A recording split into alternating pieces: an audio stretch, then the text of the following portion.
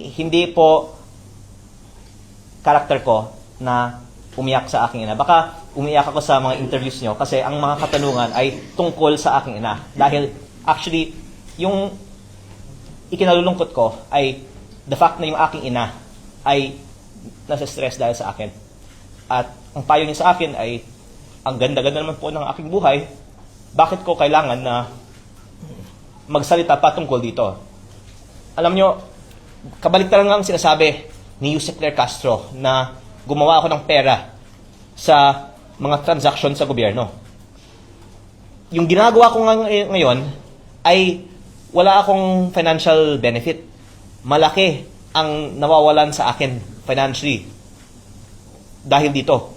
Pero ang sana nakikita ng publiko, ang importante sa akin ay hindi ang sarili kong kapakanan o financial interest, kung hindi ang paglalabas ng katotohanan. Pero ang dahilan po na nalulungkot ako ay dahil maraming kumakausap sa aking ina at nasa-stress siya at pinapayuhan niya ako na tumahimik na lang. Pero dahil sa aking conviction na dapat lumabas ang katotohanan, pinagpapatuloy ko pa ito, pero sana wag na pong ma-stress ang aking ina. So sir,